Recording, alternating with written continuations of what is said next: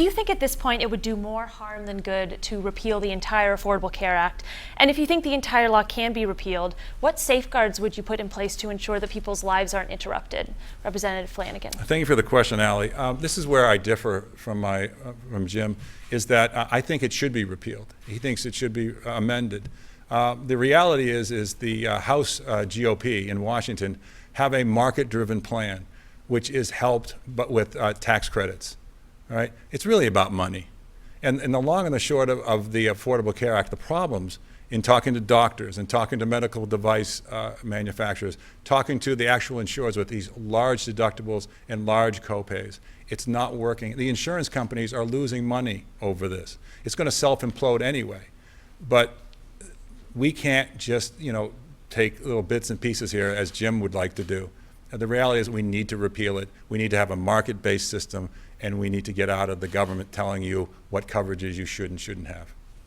Mr. Lawrence. I think it's funny that my opponent here thinks he knows my plan, because 2 years ago when I ran for Congress, I was strongly against Obamacare. I said I wanted to repeal it. I'm running once again on a candidacy that feels that Obamacare has damaged our healthcare system. It has made our healthcare more expensive, and it's limited options. And the only thing that I've ever said was that I want to repeal every part of this law that is damaging our healthcare system and replace it with something that makes sense, like allowing people to cross state lines to buy health insurance. One thing that I think is very critical here is that unfortunately Representative Flanagan hasn't always held that position.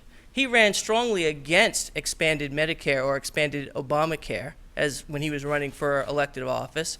Then when he was elected, he became one of its strongest proponents and actually voted for it.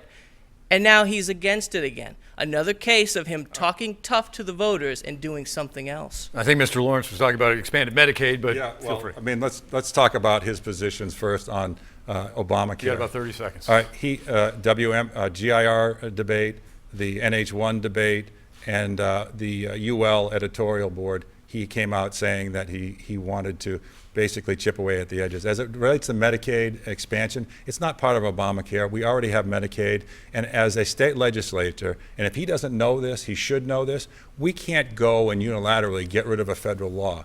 Okay, the question is, do we take the tax money back that we've already given Washington, D.C. to make our people healthy? Do you want people suffering from cancer not to get treated?